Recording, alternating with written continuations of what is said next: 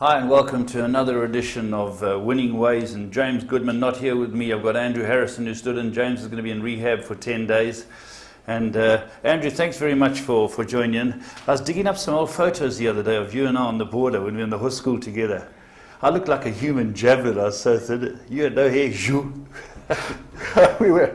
I wish I was that thin there. Yeah, No. me too. I'd like to get that thin again. I was 13 months we did on the border. 13 months, yeah. We had one 3-week break, and I think we tore the backside out of When I came Goodfin. out of there, the word bossies was normal, you know. Yeah, it's wonderful that I remember Ray Duvernay started, he came to horse school, we had a couple of different elements, but it was nice to, I still get to touch base with a couple of the guys. They were great blokes. Yeah, We they were had fun great. there. Do you remember Gijs and Gerber, the big scarves? Gijs and Gerber, and I met one at the Met. oh, did you? He's 6'9" or something, magnificent So- condition. Yeah, he works for Sassel or something. Larry Parsons is still about. Remember Larry? He could play. And Captain Brandt. Christian Brandt, I is now am captain. That's what he's famous saying. He wrote on a letter, I is now am captain. Yeah, Christian Brandt. You remember? But anyway, that's just reminiscing. Andrew and I were in the military together. We did horse school together. But as I say, James is away. We've got a wonderful show for you today. Current affairs, we've got a few races to go through. And part 2 of Frankel, which is obviously very, very interesting. But let's go into 3 to follow.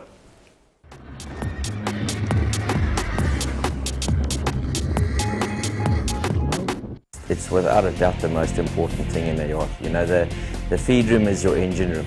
At the end of the day, what you put into a horse is what you get out.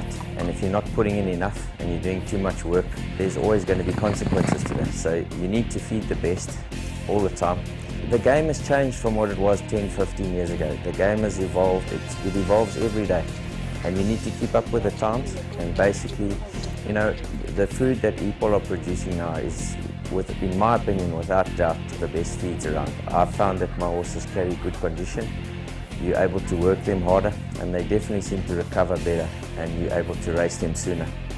So, you know, Mike, I know Mike, I work for Mike, and he always is looking at how to change and evolve.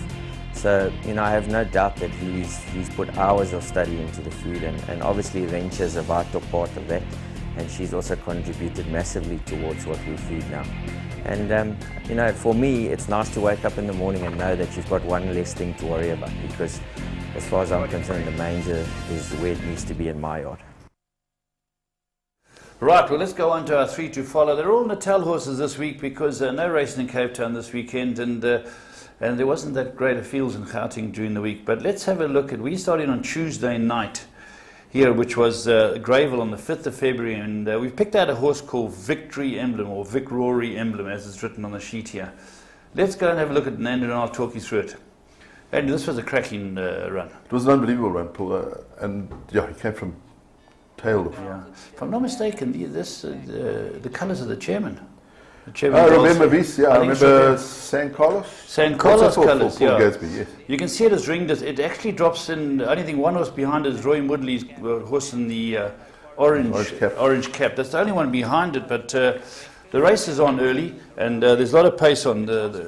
Piano Forest puts the pace on here from Battle Hammer. Your eventual winner is Pearly King, Brandon Loreen and Chris Erasmus, which are going along beautifully up the inside now. Yeah, Paul, I find this really disappointing that Red Sail in the Sunset, I thought he would have cracked it by now, and he just doesn't seem to be able to get there. He can't seem to close the deal, can he? No. You know, the Red Sail in the Sunset is in the famous Eoster Silks on the fence. And he's run well. He's earned every time he's run. He looms up like he's going to win today, but doesn't go on with it. Yeah, Paul, it's one of those things. I remember doing a show with James here. We followed the horse. It was first time out. He came from tailed off, run second or third. Crumlin still hasn't won. Yes, yeah, that's right. I know the horse. Here, let's get back to the horse that we found. And Victory Emblem is now about got 4 behind it. Chris Taylor, the box, I mean the rider, is riding it. He's just niggled it up a little bit close. He's managed to get a little bit close. You can see it in the whitish silks. It's a lovely horse by Victory Moon. It's still giving your fancied runners a few lengths. Just gets a little scrub or two to stay in the hunt there. More than just a few lengths, and he's still green on the turn there. Chris Taylor's just keeping him going. And Yeah. he quickens very nicely. Yeah, he does. Here at the straight, Brandon Arena said hi-ho silver and has gone on Pearly King. And now it looks, for all intents and purposes, Red Sail in the Sunset, Kevin Shea got the ride today, has timed it right. The horse we found is sort of 4 off the left, coming through in the white. Chris isn't left-handed. Look at this horse finish. I think it was very clever move by Brandon Reno. He moved over slowly. Closed the door. Closed the door. Yeah, he never lets anybody up here inside. No, that's right. Closed the door on Shazy. And Shazy's horse succumbed and lost second to the horse we found. Victory Emblem. So note that. Let's try that again. Note that. This is definitely one to follow. Came from a long way off them. Trained by Paul Gadsby, ridden by Chris Taylor, and as we say, the chairman is the owner. The second one we found was over the weekend here, and the baby races, people are starting to step out their babies, and Charlie Laird stepped out a VAR for Fred Cravier, that's Arthur Marcus was riding. A lot of speed and very green up the stretch. The race will show you. Let's have a look at it. It's called Translator, Andrew. Translator, yes, yeah. I see Doug Campbell stepping out quite a few early to... Yeah, Doug's got them rolling. That's the way to do it, I think. Yeah, Doug's over in America at the moment, so his assistants did an able job. But here's Translator, that goes up quickly. The horse that does beat, it's in the reddish pink or orange silks in 4th. And this looks like a horse who just need to learn a bit. Arthur's let it run along quietly in the hands, and going well is the winner in 4th. A lot of horse fish sturgeons waiting to pounce. The two in between place, but they haven't the form to really get a blow in the lead. And I think this is a situation where you find that a horse had a bit of experience. It's invaluable. It's invaluable. It's worth 2 or 3 lengths. Yeah. You know, Fish Sturgeon's produced his horse orange on the outside. Translator's led them along. And everything's going fine. Arthur decides, okay, I'm going to give it a smack to keep his mind on. As he gives it a smack, look at this, boom! Yeah. And he has to straighten it up. And they're both going past the dry cleaners later. But here we are, and the experience is telling, and I think Translator will be a wiser horse next time.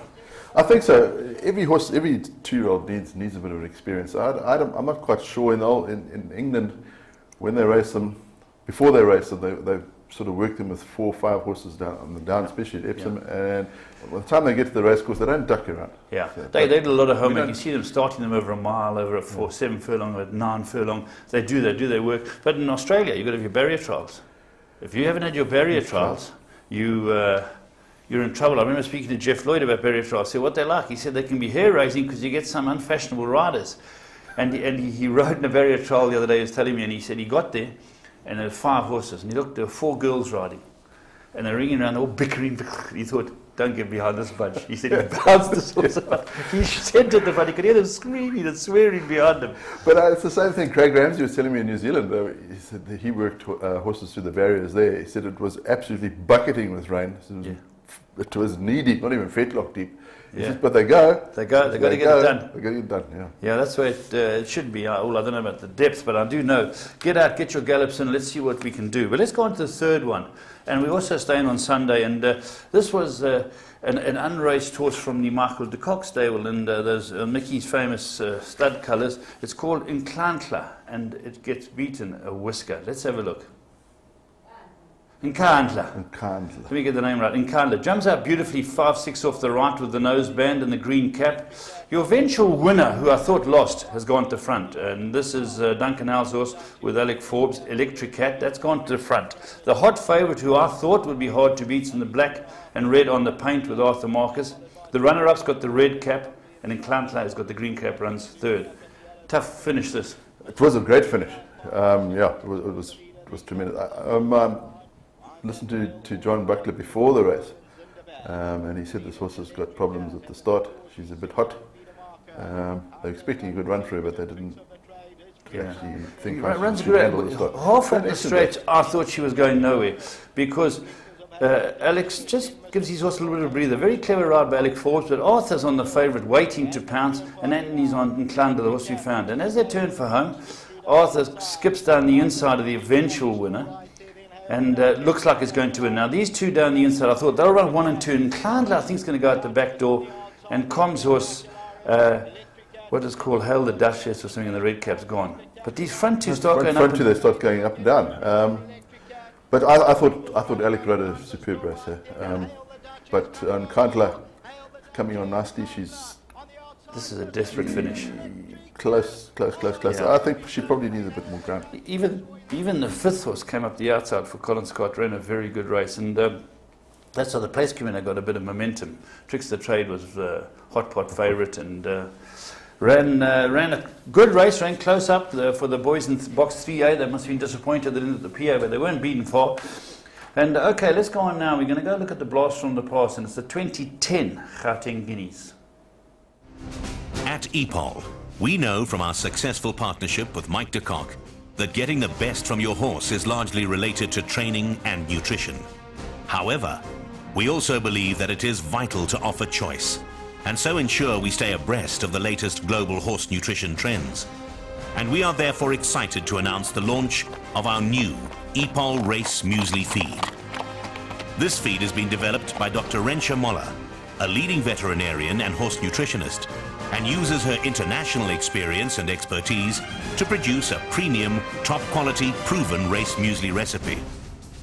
This race muesli feed is designed to give the ultimate performance, be fully balanced and nutrient-dense, and provide your horses with optimum digestibility and palatability. Of course, we expect that this is what you have been waiting for. Race Muesli Feed from EPOL. Available now.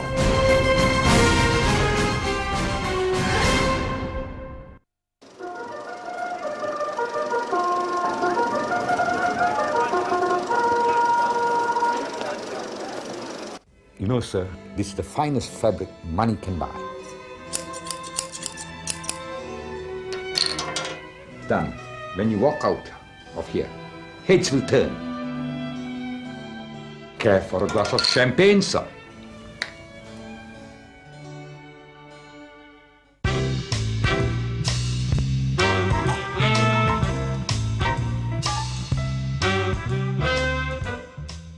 Service Ace going in for Michael Azzi. Flying Tristram for the Charles Laird stable, just about ready. 1600 metres, and they are off and running from that 1600 metre mark. I Wanna Dance got out well as an early leader. Galileo's Galaxy's there with him. Mahogany. Smungy Munges on the far side is looking to be up there with the leaders as well. Avasha is in the vanguard, a few off the leader. Fort Petersburg is just in behind that lot. Being followed by Service Ace, about 4 or 5 lengths off the leaders too. Drawbridge is further back in the field, who races in a red cap, and they about 6 or 7 off the leader.